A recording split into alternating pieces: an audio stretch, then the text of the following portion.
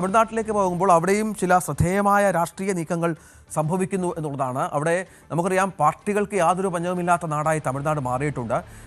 EPSന്റെ party, OPSന്റെ party, DMDK വിജയകാന്തിൻ്റെ party, കമൽഹാസനുമായി ബന്ധപ്പെട്ട party, വിജയുടെ party, അങ്ങനെ ഓരോ ദിവസവും ഈ പാർട്ടികൾ സൃഷ്ടിക്കപ്പെടുന്ന ഒരു സംസ്ഥാനമായി കൂടി മാറുന്നൊരു പശ്ചാത്തലമുണ്ട്. അവിടെയാണ് മുൻ മുഖ്യമന്ത്രി ജയലളിതയുടെ തോഴി കൂടിയായിരുന്ന VK ശശികല പുതിയൊരു പാർട്ടി പ്രഖ്യാപിച്ചത്.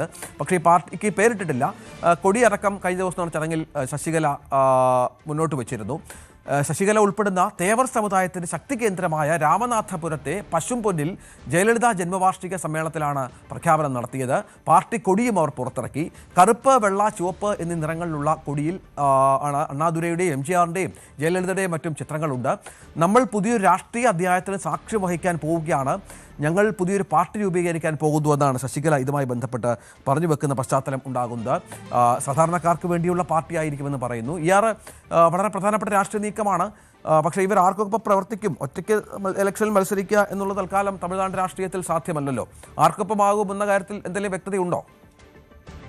രഞ്ജിത്ത്, ഇന്നലെ ജയലളിതയുടെ 78ാം ജന്മദിനമായിരുന്നു. ആ ദിനത്തിലാണ് ഏതാണ്ട് 3 പതിറ്റാണ്ട് കാലം ജയലളിതയ്ക്കൊപ്പം ഉണ്ടായിരുന്ന ശശികല, അവരുടെ ഉറ്റ സുഹൃത്ത്, പുതിയ പാർട്ടി പ്രഖ്യാപിച്ചത്. ആ പാർട്ടിയുടെ പേരെന്തെന്ന് വെളിപ്പെടുത്തിയിട്ടില്ല ശശികല.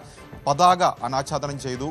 ചുവപ്പും വെള്ളയും കറുപ്പും നിറത്തിലുള്ള പതാക. അതിൽ 3 നേതാക്കളുടെ ചിത്രങ്ങളുണ്ട്. ഒന്ന് CN അണ്ണാദുരൈ, അദ്ദേഹം മുൻ മുഖ്യമന്ത്രിയാണ്, DMKയുടെ സ്ഥാപകനാണ്. ഒപ്പം തന്നെ MGR, അദ്ദേഹം ADMKയുടെ സ്ഥാപകനാണ്.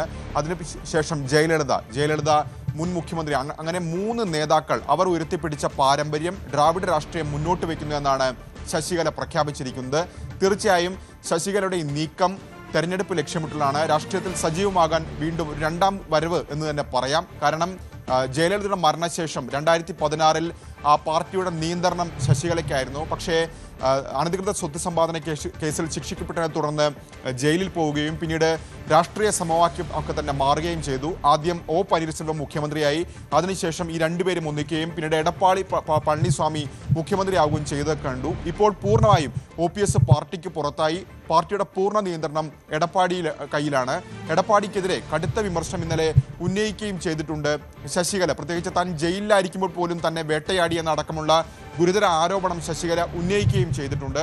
മാത്രവുമല്ല, ഇന്നലെ ഈ സമ്മേളനം നടന്ന രാഷ്ട്രീയ പാർട്ടി പ്രഖ്യാപനം നടത്തിയ വേദി രാമനാഥപുരം ജില്ലയിലാണ്.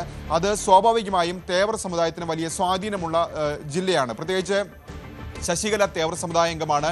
അവിടെ നിന്നുള്ളൊരു നേതാവ് എന്ന വിശേഷണമൊന്നും തന്നെ ശശികലയ്ക്ക് ഉണ്ടായിരുന്നില്ലെങ്കിൽ പോലും ആ സമുദായത്തെ ADMKയുമായി ഒപ്പം നിർത്തുന്നതിൽ ശശികലയ്ക്ക്, അല്ലെങ്കിൽ അവരുടെ ജാതി സമവാക്യങ്ങൾ വലിയ പങ്ക് വഹിച്ചിരുന്നു എന്ന കാര്യത്തിൽ സംശയമില്ല. അതുകൊണ്ട് തന്നെയാണ് ഇന്നലെ ആ ഒരു വേദി, രാമനാഥപുരം ജില്ലയിലെ ആ ഒരു വേദി ശശികല തെരഞ്ഞെടുക്കുകയും ചെയ്തിട്ടുള്ളത്. തീർച്ചയായും ശശികലയുടെ നീക്കം എന്ത് എന്നുള്ളത് ഇനി ഉറ്റുനോക്കേണ്ട കാര്യമാണ്. പ്രത്യേകിച്ച് നേരത്തെ 2021-ലെ തെരഞ്ഞെടുപ്പിന് മുൻപാണ്, ഏതാണ്ട് ഇതേ കാലത്താണ് ശശികല ജയിലിൽ നിന്ന് പുറത്തിറങ്ങുന്നത്. അന്ന് ശശികല പറഞ്ഞ ഏറ്റവും പ്രധാനപ്പെട്ട കാര്യം താൻ രാഷ്ട്രീയത്തിലേക്ക് ഇല്ല എന്നുള്ളതായിരുന്നു. പക്ഷേ 5 വർഷം കഴിയുമ്പോൾ കൃത്യമായി രാഷ്ട്രീയത്തിലേക്ക് പ്രവേശിക്കുകയാണ് ശശികല. അതിനവർ പറഞ്ഞ ന്യായീകരണം, ഇത്രയും താൻ കാത്തിരുന്നു, ADMK ഒന്നിക്കുമെന്ന പ്രതീതിയൊക്കെ തന്നെ ഉണ്ടായിരുന്നു. പക്ഷേ അതൊന്നും തന്നെ ഉണ്ടായില്ല. അപ്പോൾ ഈ സാഹചര്യത്തിൽ തൻ്റെ രാഷ്ട്രീയ പ്രവേശനം അനിവാര്യമായിരിക്കുന്നു എന്ന പ്രതികരണമാണ് ശശികല നടത്തിയിട്ടുള്ളത്. ഇനി ശശികലയുടെ നീക്കം എന്ത് എന്നുള്ളത് നിർണായകമായ കാര്യമാണ്. പ്രത്യേകിച്ച് DMKയുടെ ഭാഗമാകില്ല ശശികല എന്ന കാര്യം ഉറപ്പാണ്. ADMK ശശികലയുമായി സഖ്യമുണ്ടാക്കില്ല എന്ന കാര്യം ഉറപ്പാണ്. പക്ഷേ അവർക്ക് മുൻപിലുള്ളത് ഒരു 3ാം ബദൽ എന്ന നിലയിൽ നിൽക്കുക, അല്ലെങ്കിൽ NDAയിൽ ചേരുക എന്നുള്ളതാണ്. പക്ഷേ NDAയിൽ ചേരണമെങ്കിൽ ആ പ്രവേശനത്തിന് സ്വാഭാവികമായും എടപ്പാടി പളനിസ്വാമി തടസ്സമിടും എന്ന കാര്യത്തിൽ സംശയമില്ല. നിലവിൽ O പനീർസെൽവം പോലും സ്റ്റാലിനെ പുകഴ്ത്തുന്ന നിലയിലേക്ക് കാര്യങ്ങൾ എത്തിയത് അദ്ദേഹത്തിൻ്റെ NDA പ്രവേശനം വൈകിയത് കൊണ്ടാണ്. അപ്പോൾ ശശികലയുടെ അടുത്ത നീക്കമെന്ത്? ശശികലയ്ക്ക് 71 വയസ്സ് അവർക്കായിട്ടുണ്ട്. അപ്പോൾ ഈ ഒരു സാഹചര്യത്തിൽ രാഷ്ട്രീയത്തിൽ ഇനി അവർക്ക് ഭാവിയുണ്ട്. പ്രത്യേകിച്ച് ADMK ഒപ്പമില്ലാതെ ശശികലയ്ക്ക് ഒറ്റയ്ക്ക് നിന്നുകൊണ്ട് ഒരു സ്വാധീന ശക്തിയാകാൻ കഴിയുമോ തുടങ്ങിയ കാര്യങ്ങളൊക്കെ തന്നെ, അത്തരം ചോദ്യങ്ങളൊക്കെ തന്നെ ഇനി അവശേഷിക്കുന്നുണ്ട്. ഏതായാലും പാർട്ടിയുടെ പേരിൻ്റെ പ്രഖ്യാപനം ഉടൻ തന്നെ ഉണ്ടാകും. നിയമസഭാ തെരഞ്ഞെടുപ്പിൽ മത്സരിക്കും. ശശികലയ്ക്ക് ഏതായാലും മത്സരിക്കാൻ കഴിയില്ല. കാരണം 2027 വരെ മത്സരിക്കുന്നതിന് അവർക്ക് വിലക്കുണ്ട്. അപ്പോൾ സ്വാഭാവികമായും സ്ഥാനാർത്ഥികളെ നിർത്തി കരുത്ത് തെളിയിക്കാനുള്ള നീക്കമായിരിക്കും ശശികലയുടെ ഭാഗത്തുനിന്നുണ്ടാവുക. രഞ്ജിത്ത്. ശരി, രാകേഷാണ് വിവരങ്ങൾ പങ്കുവച്ചത്. കൂടുതൽ വാർത്തകൾക്ക് News 18 Keralam YouTube channel subscribe ചെയ്യുക.